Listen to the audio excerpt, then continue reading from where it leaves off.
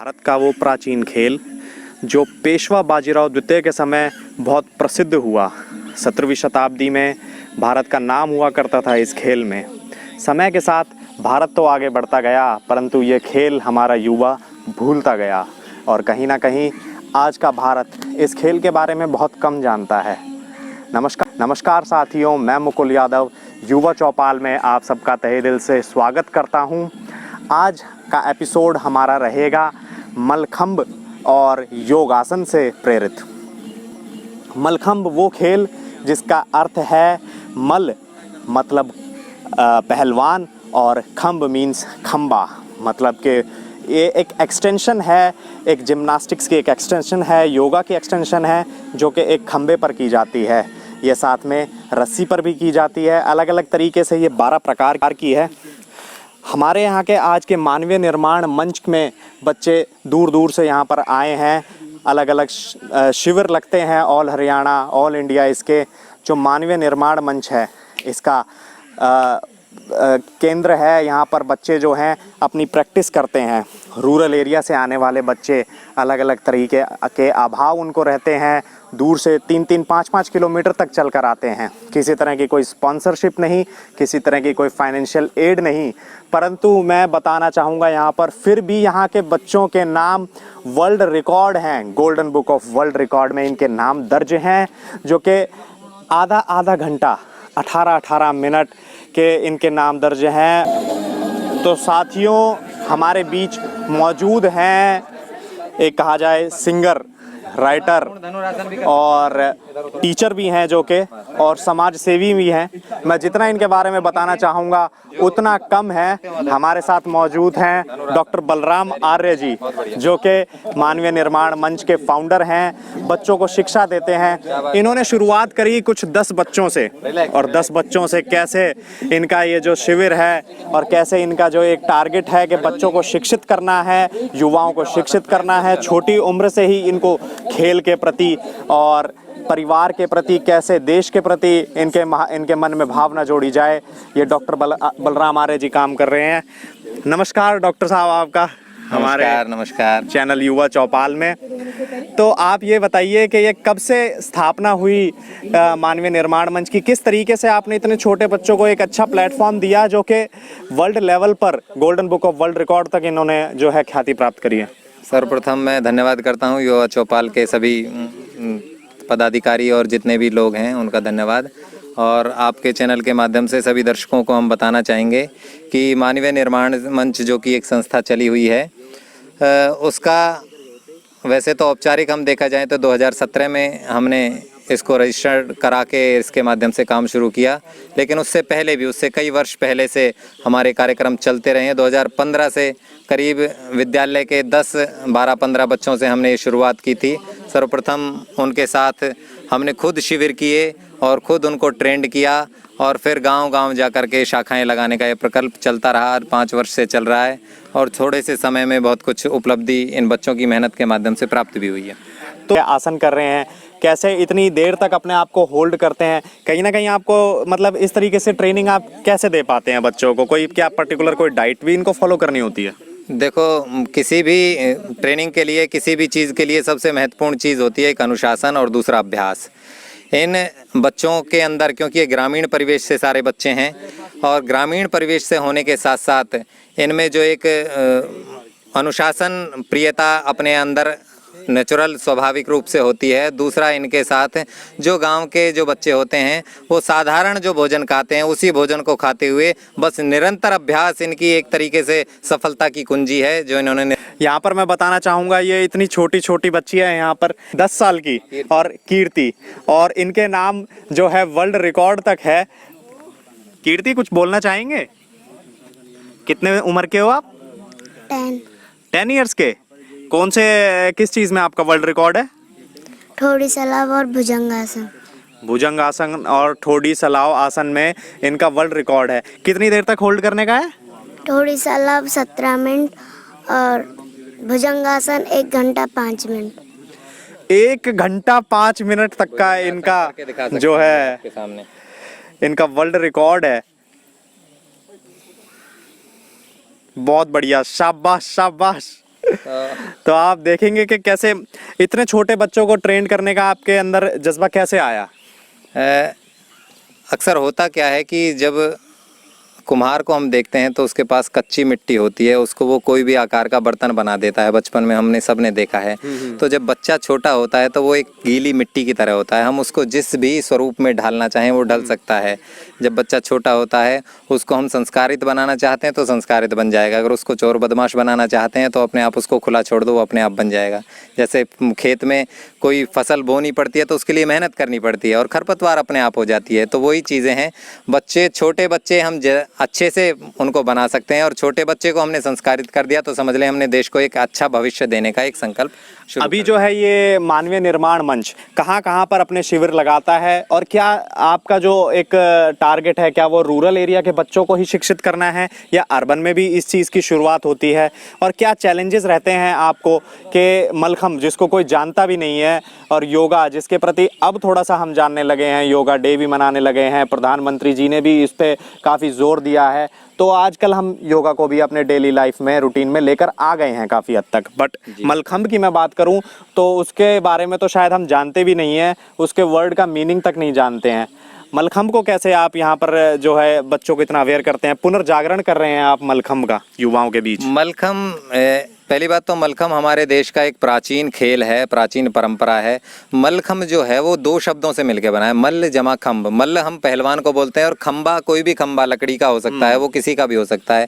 जो जवान जो युवा खम्बे के ऊपर अपनी मेहनत मशक्कत कर रहा है, पहलवानी कर रहा है, कसरत करता है, उस खेल को हम मलखम्ब बोलते हैं। बेसिकली ये महाराष्ट्र का मूल रूप से खेल है, उसको हरियाणा में बहुत कम लोग जानते हैं। गुरुकुलों में ये परंपरा हमने देखी, आर्यवीर दल के और युवक परिषदों के शिविरों में हमने देखा, हमने भी वहीं से शिक्षा दीक्षा लेकर के इसको आम धरातल पे लाने का काम किया है। पहली बात तो ये मलखम्ब यहाँ कहीं मिलते नहीं है, स्पेशली बनवाने पड़ते हैं। रस्सी मलखम्ब जो है जो बच्चे कर रहे हैं ये यहाँ रस्सियाँ मिलती नहीं है, नागपुर से मंगानी पड़ती हैं और इनको मंगाने में पहली बात तो इनकी कीमत बहुत ज़्यादा होती है, कई कई हज़ार की आती हैं, उसके बाद इनको मंगाने का खर्चा है। तो ये बहुत सारे चैलेंजेस हमें मिलते हैं। एक तो फंड्स की प्रॉब्लम होती है, मैट बच्चों के पास कई बार नहीं मिल पाते हैं, तो वो बहुत सारी हैं। अभी फिलहाल जो है मानवीय निर्माण मंच को किस तरीके की सहायता जो है, फाइनेंशियल सपोर्ट जो है वो कहाँ से मिलता है? मानवीय निर्माण मंच को सहायता कुछ मतलब आप वर्ल्ड रिकॉर्ड तक बच्चों को लेकर गए हैं, तो किसके अभ्यास से, किसके एफर्ट से ये चीज़? कुछ समाज के प्रति देखो समर्पित साथी मिल जाते हैं। जब हम किसी अच्छे उद्देश्य के लिए चलते हैं तो बहुत सारे अच्छे साथी हमें मिल जाते हैं, कुछ दानी महानुभाव भी मिल जाते हैं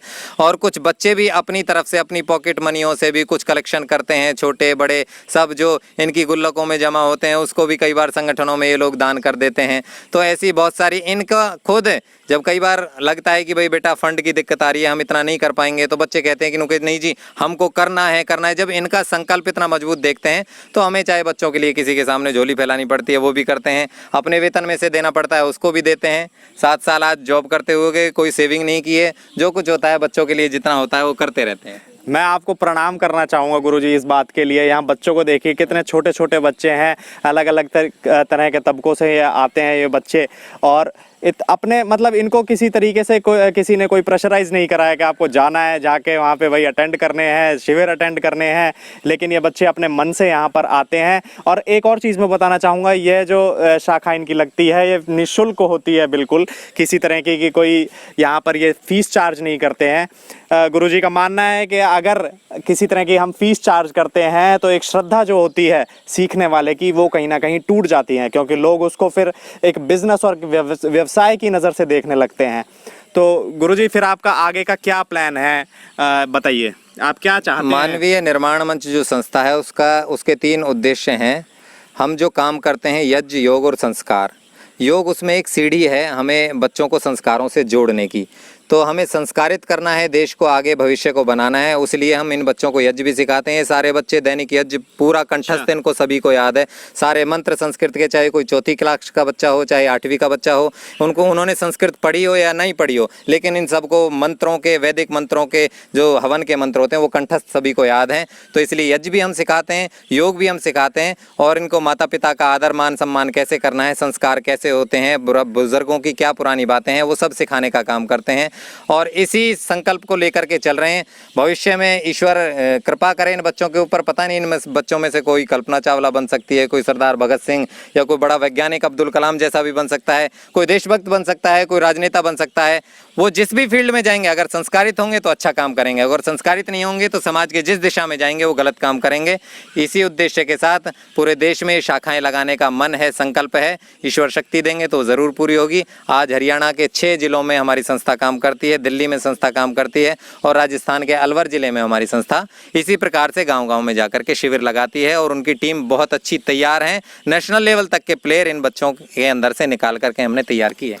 मुझे बहुत फ़क्र महसूस होता है डॉक्टर साहब की ये बात सुनकर कि जहां एक तरफ इनको किसी तरह की कोई स्पॉन्सरशिप नहीं मिल रही है, किसी तरह का कोई इनको फाइनेंशियल सपोर्ट नहीं मिल रहा है, पर फिर भी अपने वेतन से, लोगों की मदद से ये काम में लगे हुए हैं, क्योंकि इनको एक तरह का जुझारू है ये इस काम के प्रति कि बच्चों को कहीं ना कहीं कामयाब बनाना है। मतलब जहां हम एक तरफ इतने बड़े बड़े ट्रेनिंग कैंप्स लगाते हैं, देश जो है इतना पैसा लगाता है, हमारी सरकार इतना कुछ करती है और बहुत सारे जो हैं हर तरीके की फाइनेंशियली जो भी है सपोर्ट भी मिलता है।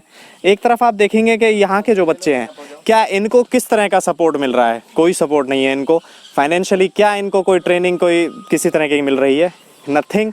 ये बच्चे खुद चलकर दूर से आते हैं और अपने ही मन से, अपने ही एक लगाव से यहाँ पर जो है काम करने में लगे हुए हैं, अपनी मेहनत करने में लगे हुए हैं। तो मैं ये सब कहना चाहूँगा कि जो भी इस वीडियो को देख रहे हैं, जो भी हमारी स्टोरी के बारे में देख रहे हैं, एक ना एक बार कुछ ना कुछ इन बच्चों के बारे में सोचें और जो भी मदद पड़े, जिसकी जो नॉलेज है, जो अपने एक्टिविटी, जो इस मानवीय निर्माण मंच के साथ जो जुड़ना चाहे वो जुड़े और इन बच्चों की तरफ देखिए, इनकी मदद करिए। ये इतने छोटे बच्चे यहाँ पर ये कर रहे हैं, मेहनत करते हैं। आपका क्या नाम है? नमस्कार, मेरा नाम आकाश आर्य है। आप कौन से गाँव के हैं? मेरे गांव का नाम लाडिया का है। लाडिया का। तो ये लाडियाका के बारे में इन्होंने बताया कि लाडियाका जो गांव है वो जो ड्रीम गर्ल जो फिल्म है उनके डायरेक्टर का ही ये पैतृक गांव है और वो यहाँ पर आए भी थे, उन्होंने सराहना भी करी थी आपके इस काम के बारे में। बच्चों, राज शांडिल्य जी जो उसके डायरेक्टर हैं, ड्रीम गर्ल जो अभी मूवी आई है, उसके डायरेक्टर इस गांव के मूल निवासी हैं। यहाँ इस कक्षा में वो खुद आकर के विज़िट करके गए हैं, इन बच्चों को प्रोत्साहन भी करके गए हैं और एक प्रॉमिस भी करके गए हैं कि जैसे ही कोई बॉलीवुड में या फिल्म इंडस्ट्री में कोई भी अगर उनको ऐसा लगेगा तो इन बच्चों को मौका देने का भी प्रयास करेंगे। क्योंकि इन बच्चों ने 2 वर्ष पहले इंडियाज़ गॉट टैलेंट के जो दिल्ली राउंड होते हैं वो भी इन्होंने अपनी परफॉर्मेंस में क्लियर किए थे।